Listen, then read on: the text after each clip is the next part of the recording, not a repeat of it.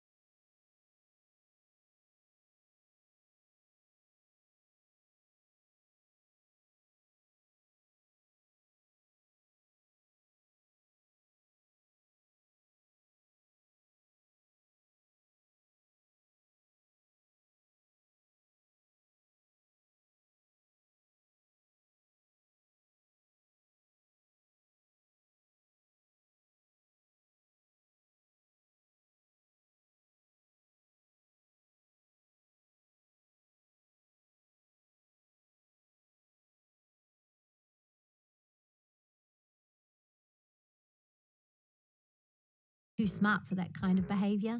Let's see what happens. One snowy night, two elves were putting their elfling to bed.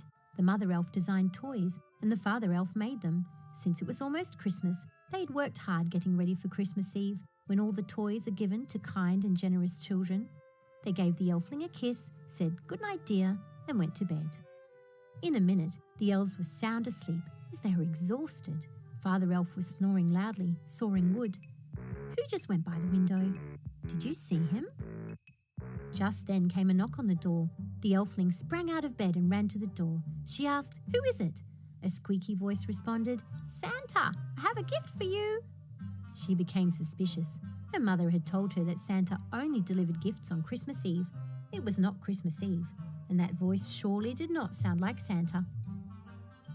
She said, "You're not Santa." The goblin did his best to imitate Santa's laugh. "Ho, ho!" The elfling thought, Santa does not laugh ho, ho. He laughs ho, ho, ho. One ho is missing. He surely is not Santa. She ran to the window and looked out. The moon lit the scene like it was daytime so she could see clearly. It was a Christmas goblin. He was trying to get into the house so he could steal any gifts that were under the tree. She yelled, "You're not Santa. Where is your red hat and coat and your beard? And you surely don't laugh or look like Santa." The goblin grumbled and flew away. Before she could get to bed, another knock came on the door. This time she ran to the window first to see who it was. It was the goblin again, dressed in a red coat and hat with a fake Santa beard. She laughed to herself and made a plan. She went to her room, opened the door and climbed on the roof. She rolled a big snowball to the edge of the roof, then called out, "Santa, come around back and I'll let you in." The goblin started around the side of the house and headed for the back door. And what do you think happened? The elfling rolled the giant snowball off the roof just as the goblin came near. She ran back in the house and went to bed. The snowball covered the goblin and he looked like a snowman now. All you could see were his eyes. The north wind and the man in the moon had been watching all of this. The man in the moon laughed. Goblins are no match for elflings. They are so dumb. Elflings are quite smart. The north wind began to laugh. He laughed harder and harder, and the wind began to blow and gust. The wind blew all the snow off the goblin, lifted him up in the air, and carried him far away. The north wind kept laughing, and soon the goblin was in the enchanted forest. He landed in a river, and after gaining his bearings, flew over a bridge. Flip-flap, flip-flap. A troll lived under the bridge and climbed onto the bridge and bellowed, "Who is that flip-flapping over my bridge?" The goblin took one look at the troll and flew off as fast as he could. Luckily for him, the north wind had stopped laughing, so the wind had died down. The man in the moon lit his way back to the North Pole as he chuckled at the silly goblin. The troll found the Santa beard, hat and coat on the bridge. He put them on. How do you think he looks? The end. Storyberries.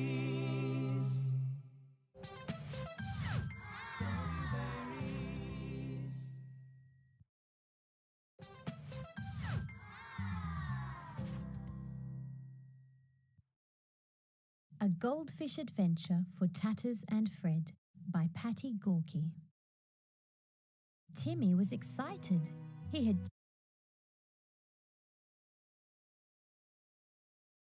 The wonders of the sea meet the joy of the holidays at SeaWorld San Antonio's Christmas celebration. From festive friends, shows, and the merry mariachis to a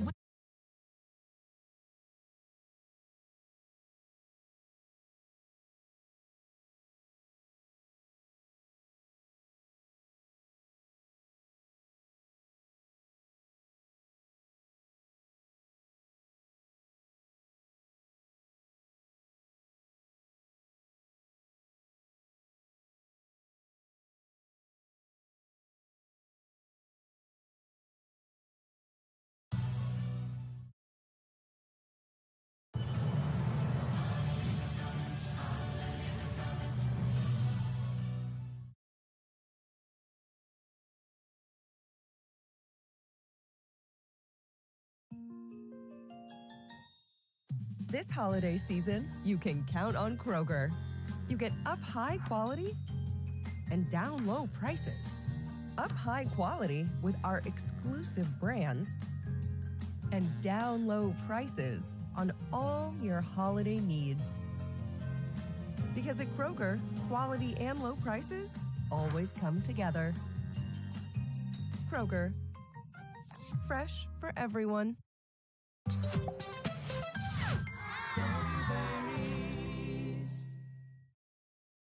Santa's Day Off by Jade Maître. After hundreds and hundreds of years of delivering presents every Christmas Eve, Santa woke one year and found he was tired. So very sleepy, he yawned to Mrs. Claus, who was already up and doing her hair. Christmas was her favourite time of year, of course, and she liked to change hair colours every time. This year she had settled on silver, like the stars, with blue bits, like the night sky she fancied Santa would soon be scooting across. But Mrs. Claus paused to hear Santa's words. It was a surprising thing for him to be tired. This was the jolly old elf who had never once not delivered his presents on Christmas Eve. Through snowstorms, bluster, cyclones, and one time a very strange hailstorm of multicoloured gumdrops, Santa had never failed. But this year, Santa seemed tired. He dragged himself up out of bed and started changing from his pyjamas. But even when he was fully dressed and eating his breakfast, he fell asleep again, this time in the hot cocoa. Mrs. Claus gently shook him awake again and gave him a hug. "I think I just need a year off," said Santa. "Just one Christmas to rest my jingle bones." Mrs. Claus knew that Santa must be very tired to want to sleep through Christmas, so she made a little sign and put it on his bedroom door so that nobody would disturb him while he caught up on his sleep. It said, "Santa's napping. Be back next year."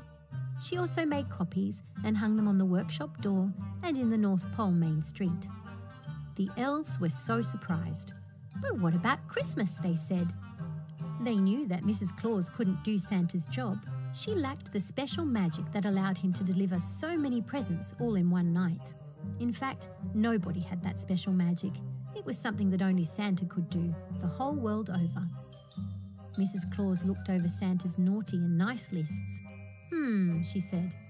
There were a lot more nice than naughty, that was good. But would it be enough? She thought a little more, then took a deep breath and smiled at the elves. "Let's just see what happens," she said. And so, the elves watched their magical Christmas screens anxiously as the children all around the world woke up to no gifts. While meanwhile, Santa Claus gently snored. At first, all was silent. The children in Finland looked at the quiet snow unmarked by reindeer or Santa boot and wondered. But then little Lilia had a thought. Maybe I can give a gift instead. She took some paper and scissors and made a beautiful flower for her grandma. Children in other countries started having the same idea. In Brazil, Davi gave his little brother his favourite toy dinosaur. In Japan, Kenzo made taiyaki for his neighbour. Children all around the world started making things that Christmas morning. Cookies and bright happy cards, paper lanterns, special drawings and poems. Some wrote down their favourite jokes and wrapped them up. Others painted rocks or sang songs for their family and friends. Before you could say all the names of Santa's reindeers, can you? It seemed that in every time zone across the world, small acts of kindness were popping up in every home. If you were able to look down at the Earth from space, you would have seen that all that love started to make the Earth twinkle like Christmas lights. Meanwhile, Santa was snoring softly and having the best sleep ever. His dreams were even better because he could sense how happy the world was. Mrs. Claus, who was watching the magical Christmas screens with the spellbound elves, saw these little acts of kindness and smiled. "Good job, children," she whispered. Some children gave presents to animals. They gave delicious fruit to their pet birds and bread to chickens. They made blankets for the chilly cows who stood in fields. Down in Australia, they gave the reindeers carrots to the kangaroos. Others realised that they could give time to the people they loved. They washed dishes for Mum and Dad, read books to their baby brothers and sisters, and helped make the Christmas lunch. And the funniest thing was, they started to realise that thinking up something nice as a gift for someone and then giving it felt good, maybe even better than just getting a present from Santa Claus. Santa slept so soundly that he didn't wake up until Easter. But when he did, he realised that the world was still sparkling from all that gift giving he hadn't done. Mrs. Claus came and gave him a big kiss. "Are you feeling better now?" she asked. Santa nodded and went and had a nice shower. When he was all dressed and at breakfast, Mrs. Claus showed him something astonishing that had happened. There was not a single person on the naughty list anymore. Santa laughed a lot at that and had extra muffins to celebrate. "Maybe I should take every other year off," he chuckled. And he hasn't yet, but maybe he should. What do you think? The end. Storyberries.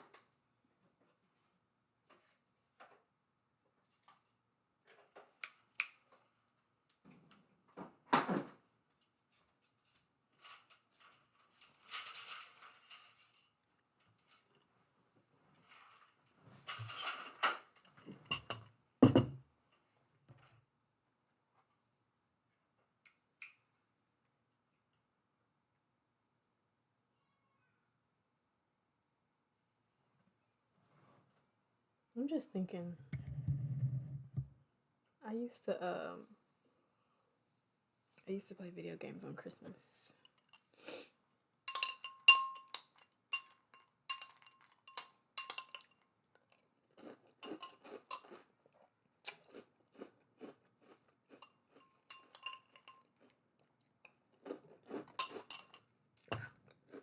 Like, I literally used to just sit in my room and play video games.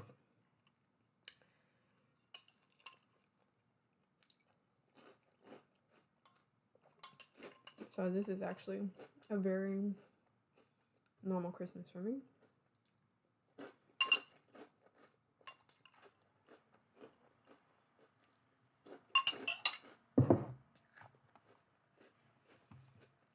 I was gonna read one of these myself, just, you know.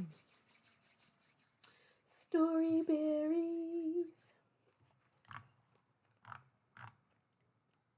You're my boo.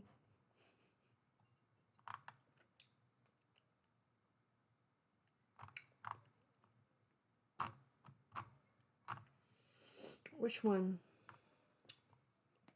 Which one should I read?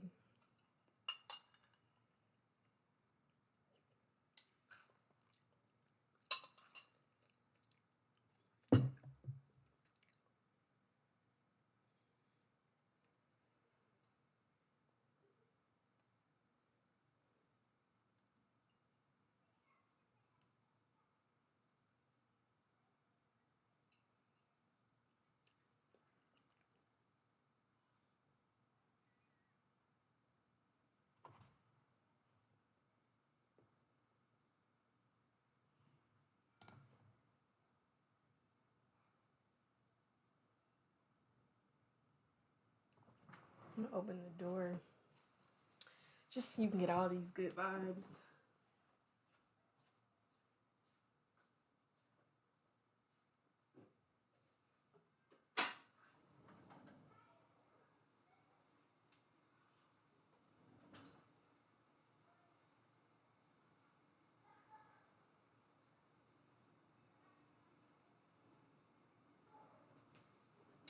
In the meadow, we could build a snowman.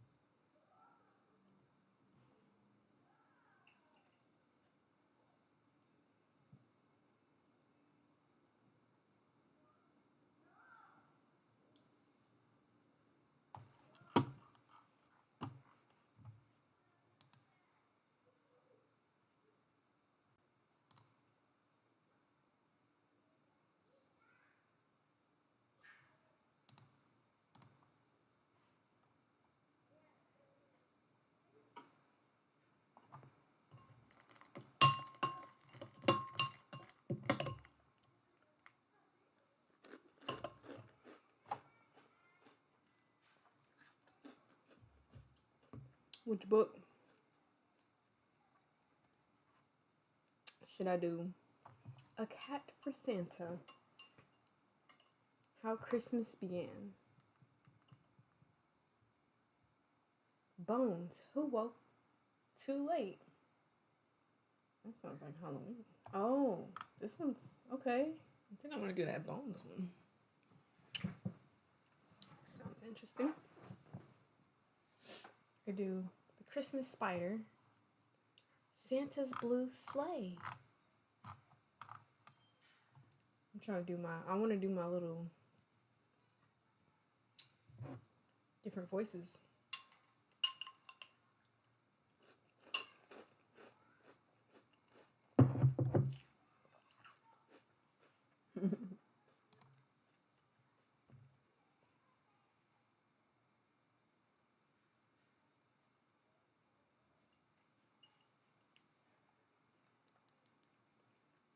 All right. Me.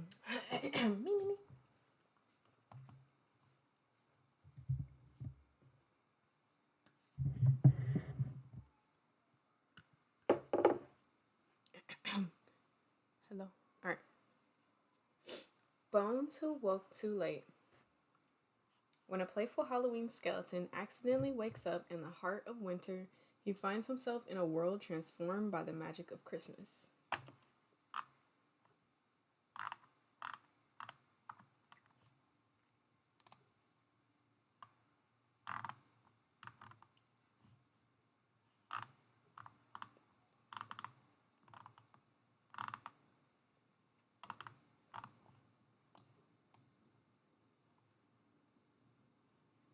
That's it.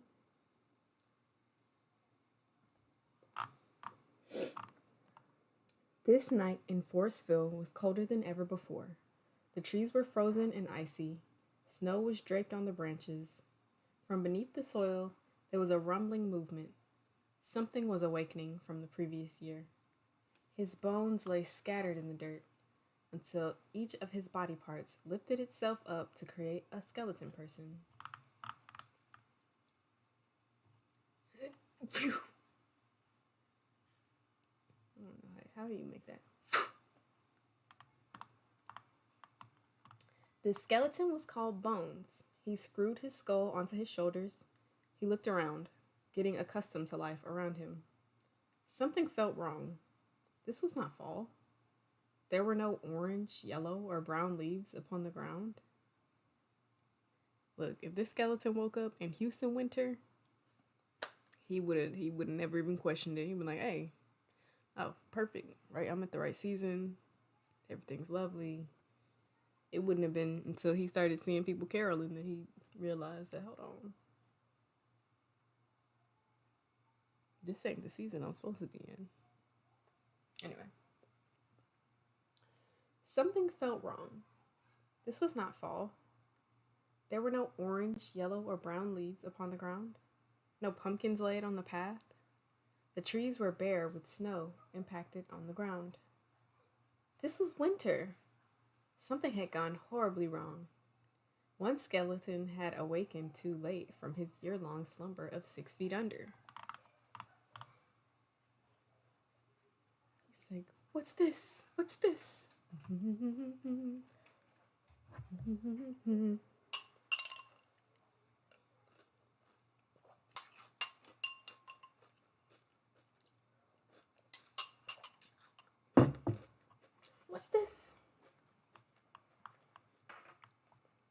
He jiggled his entire body, rattling his ribs. How would I make that sound?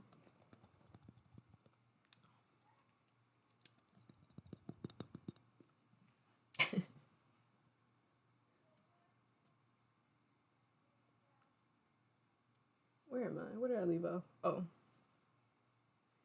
Turning his skull to gaze around him, nowhere around felt spooky, but cheerful?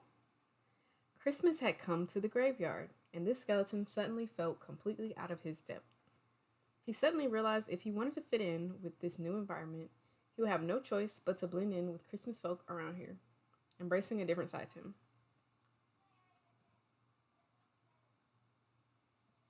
Right.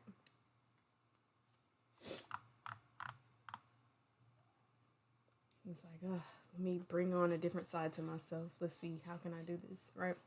So it says, the human beings that lived in Forestville were normally seen decorating their homes and shop windows and cobwebs, placing pumpkins with autumn-flavored decor in their porches, and wandering the streets with buckets, dressed as witches with pointy hats or mummies wrapped in bandages. With all this gone, the skeleton was puzzled. Orange decorations had been replaced with twinkling lights, Santas and elves, reindeer, and Christmas pine trees coated in tinsel. Santas roamed the streets in large winter boots, marching through the snow. The shop windows glowed a warm color rather than the harsh lighting of green at Halloween. Children and parents were seen hurrying down pavements, wrapped up warmly in bobble hats, scarves, and woolen coats. Music of joy hummed through the lit-up skies. Bones thought he would try his best to fit in, but he suspected that everything he did would always end up coming out dark and scary, spooky and odd, instead of being joyful, colorful, and hopeful, as it seemed to be here.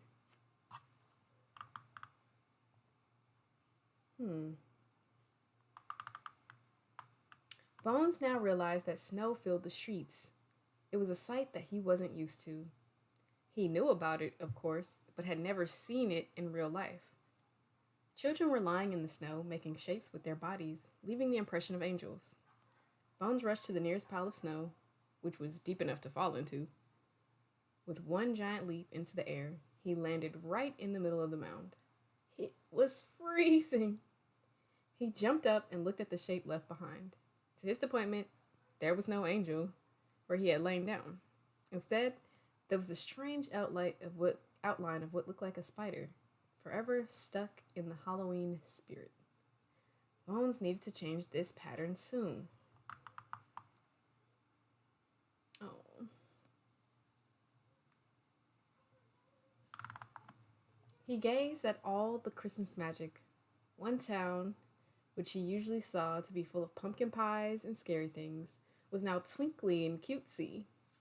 Bones could feel his eyes widen with dazzling lights. Meanwhile, over in the very corner of the park, humans were helping each other to decorate their Christmas tree, hanging lights and decorations. Bones knew that if he had any chance of fitting in, this would be his ultimate accomplishment.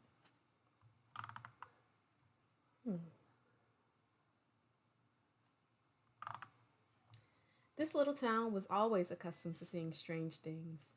They were welcoming people and always let everyone join in, but as Bones marched over towards where the half-decorated tree was, he had a worrying thought that he wouldn't be accepted at Christmas. Luckily, Bones didn't have a stomach to feel like jelly, rumbling around, but his pelvis was a little hollow. This is interesting. I don't know.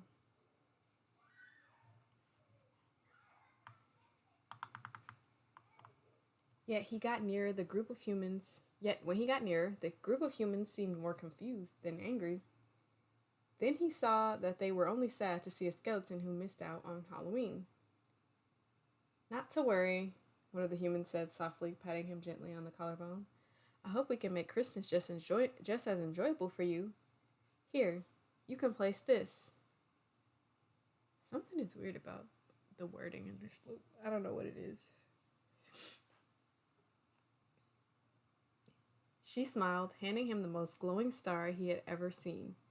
Oh, I see. But still, something's weird about this book in general. Like, what? Okay. She smiled, handing him the most glowing star he had ever seen. Bones looked at it, frowning. What do I do with it?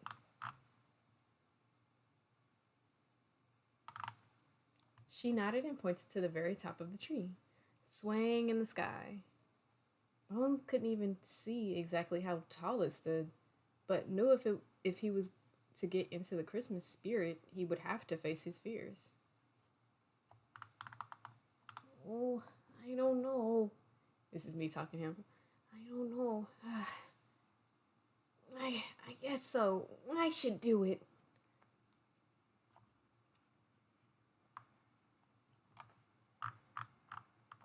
He stood on top of her shoulders, just like a step going upwards. His skeleton toes dug into her back. Ooh, hold on now. These are bones. Anyway, okay. But she didn't seem bothered and gave Bones a smile. She tough. I ain't gonna lie, because I would have smacked. Never. It's a kid's book. All right. As Bones began to climb the branches, he worried that he might fall, crashing in a heap of bones on the ground. But the next time he looked down at the humans below, they were like speckles of dust or tiny ants. It was then that Bone knew he was very high off the ground. Oh, I'm so high.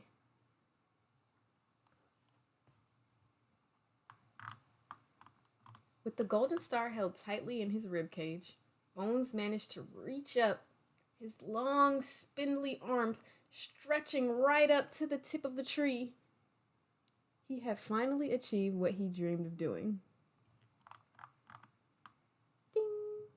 Hey, that was shining.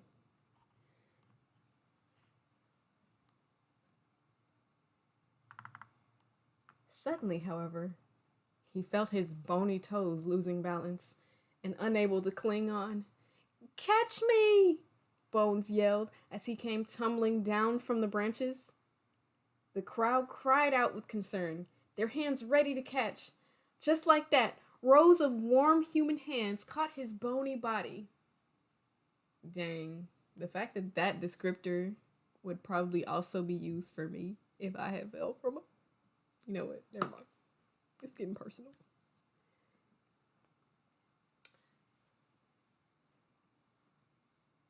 For a moment, Bones had felt as though he were soaring, crowd surfing above their heads. He had felt energetic and free, the cold breeze making his bones tingle. But now he was safe. With one swift movement, the group of humans gently placed him upright upon the ground, with 2 feet firmly placed in the snow. Bones breathed a sigh of relief, still feeling the wind whistling through the middle of his body. "Thank you, everyone," Bones beamed. "We're just glad you're back on the ground in one piece," the group leader answered, hand on his shoulder. "Christmas is all about helping a neighbor in need."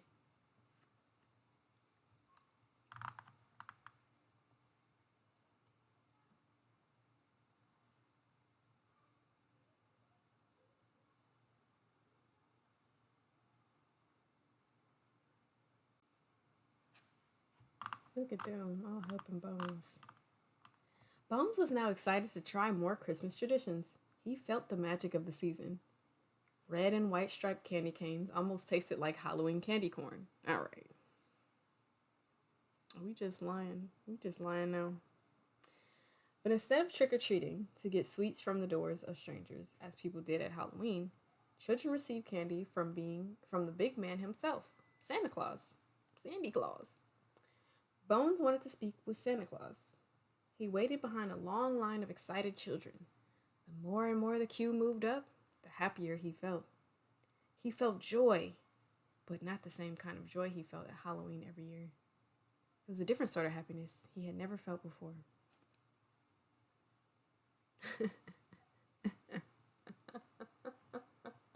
I be cold, y'all.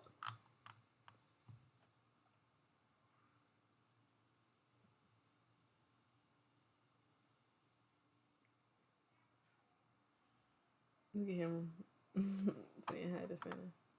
Bones had time. Bones' time had come. Staring face to face with the man, he wobbled forward on wobbly knees, his bony arms outstretched. "Hello!" Bones cried cheerfully. "I'm Bones." Nice to meet you, Bones. What is it that you would like for Christmas? The joyful fellow chuckled, shaking Bones' skeleton hand.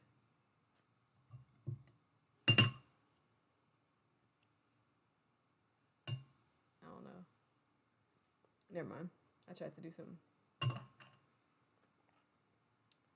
I wish that the holidays could speak to each other, sharing our different traditions. Oh, that's cute. He was trying to do something cross-cultural.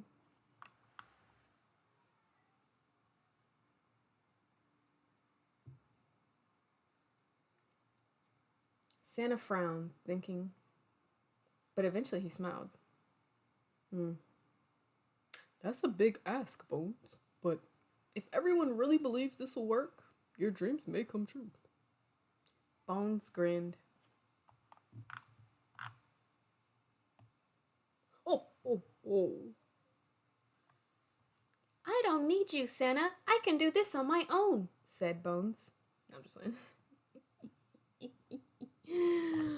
Hold on. Let me see something. Okay.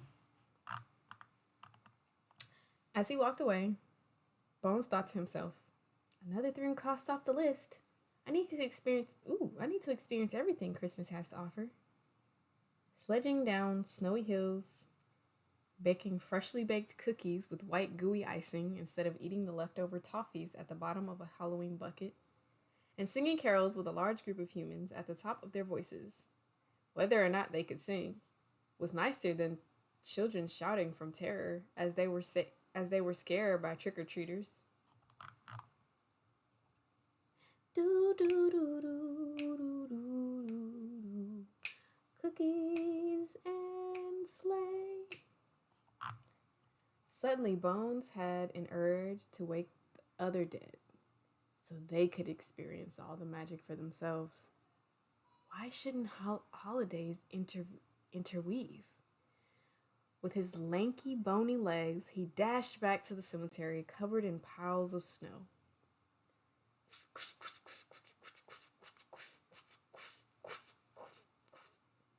The oldest grave was a rickety old tomb made from stone.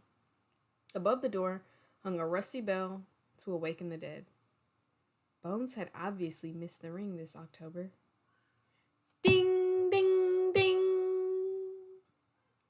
The metal bell swung back and forth when Bones touched it gently. All at once, the ground shook. The snow rested on the gravestone, slid across the frosty earth. I don't even know what you say, girl, too. Oh, probably my made-up stuff. Let's see, where was I? The snow that rested on the gravestone slid across the frosty earth. Hands, feet, heads popped up to the snowy scenery, frozen after being wrapped up nice and warm underground. Most of them looked very confused. What's going on? Staring at the ice that surrounded them. I'm being awakened. I was asleep. What's going on? It's not October already, one groaned, getting to her feet. No, but we just had it. There must be something wrong. Ooh, it's so cold, they all said, their teeth chattering and arms rattling on their bodies. Follow me into town, Bones yelled, his voice ringing clear all around the cemetery so that all the dead could hear. Trust me.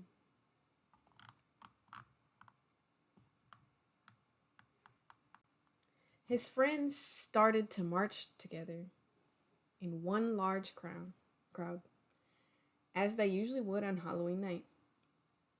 The dead were spellbound as they wandered the magical streets full of light and fun. Sweets and sparkles were on every corner, and smiles beamed from every human. They couldn't believe their eyes. Everything looks so different from when we were here in October. There's so many lights, they said excitedly. Dance, shop, eat, or make snow angels, Bones cried out with joy. Just make sure you celebrate all together. Something like that.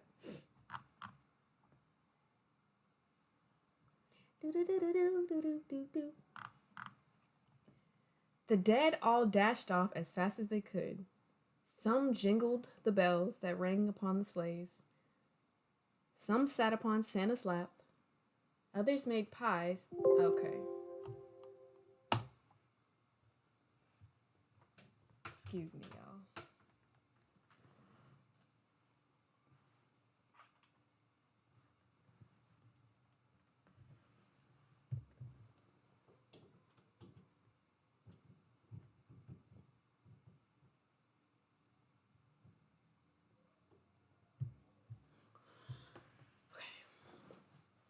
The dead all dashed off as fast as they could.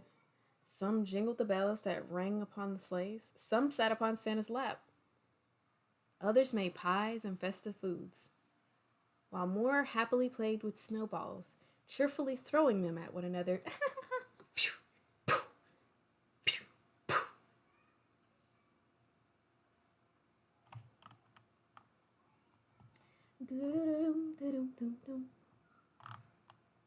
It really felt as though both Christmas and Halloween were coming together in one big celebration. Bones found himself wishing that the creatures who came out at other times of the year could join in with them. Jack Frost, the Easter Bunny, and little Guy Fawkes, who would love this. Wait, where is Jack Frost? Shouldn't Jack Frost be here? Or is he New Year's? What is Jack Frost? Where is Jack Frost?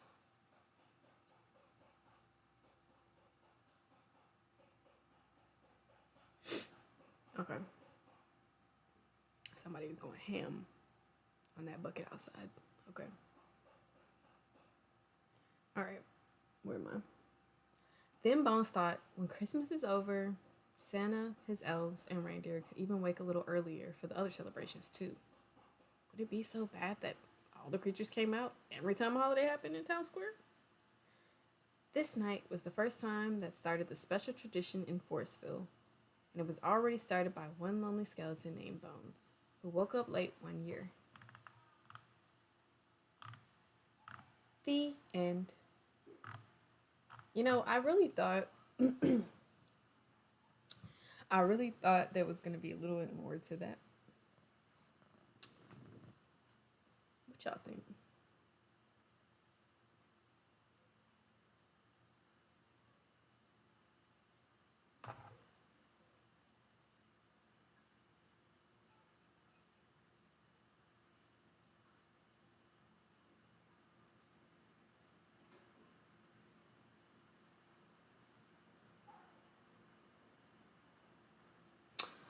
Only reason I say that, actually no. Let me get your opinion first, because I want to see if I just want to see something. That's true. That part, yeah. This is Halloween. This is Halloween. Somebody was like, you know what? Let's turn it into a cute little kids book. That's probably why this is free. Let's be honest. And like, this is an original concept. We just want to draw something and create some words. I thought there was going to be like a consequence at the end to all of the holidays coming together. I thought it was going to be like, oh, we probably can't do that because then it doesn't create the separation that it needs. The vibes. You know what's funny though? I did look up the other day, probably yesterday. I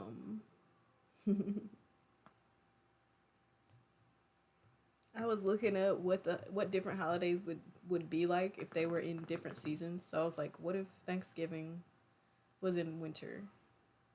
I kind of like searched on chat just to see kind of what it would say. I was like, what if Thanksgiving was in winter, and what if Christmas was in summer.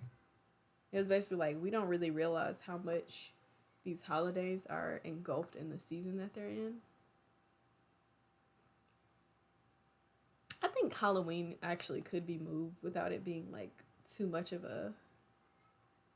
One of the things that I found interesting, it was saying like Halloween, if Halloween was during the springtime, it would be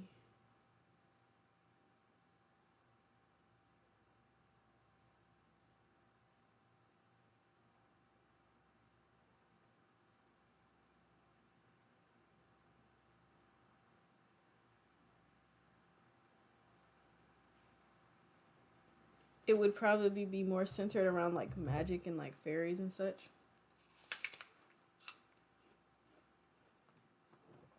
It wouldn't be as scary.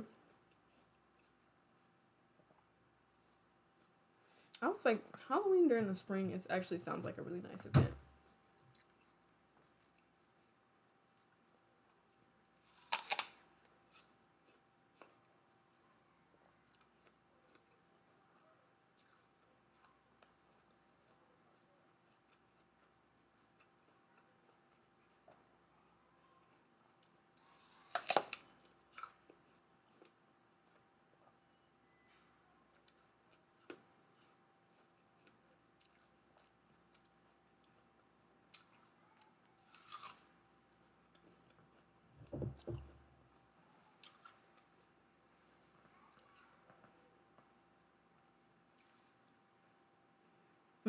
That makes sense.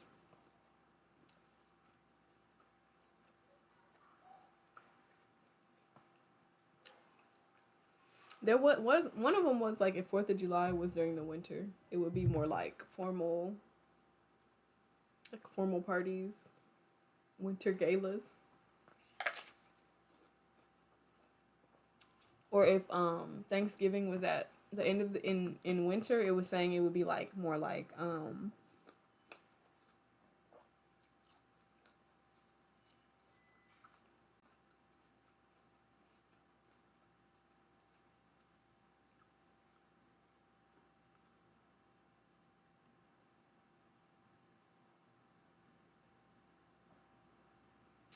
it would be more about like the it wouldn't necessarily it would be thankfulness, but it would be more like we made it through the year, and it would be more like about survival or something like that. Like, okay, like I don't know how true that would be, but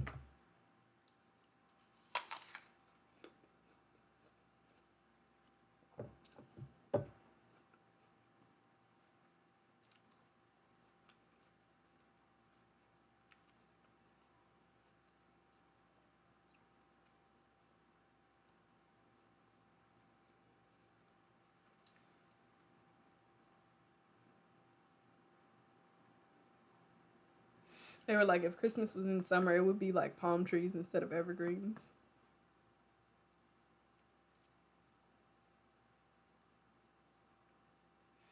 Which, yeah, it would be like more beach theme basically. We don't have a beach theme holiday when you think about it. I feel like we should. Like 4th of July is summer, but I feel like 4th of July is like cookout, not necessarily beach.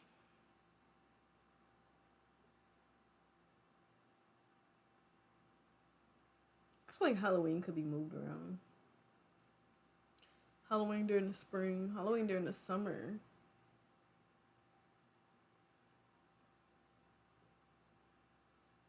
I don't know what that would look like. And then Halloween during the winter.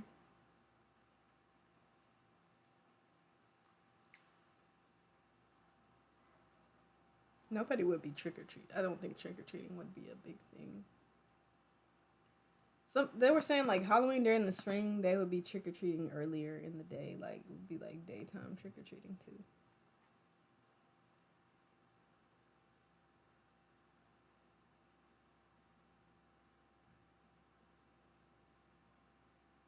That's true. You don't really need a holiday for the summer.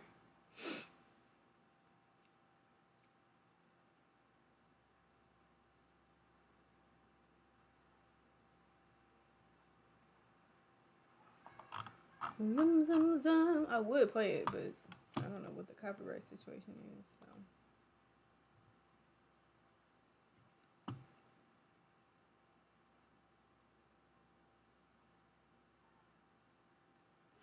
I could see Halloween during the spring. Like when they said it was like it would be like fairies and stuff. I was like, you know what? I can see that.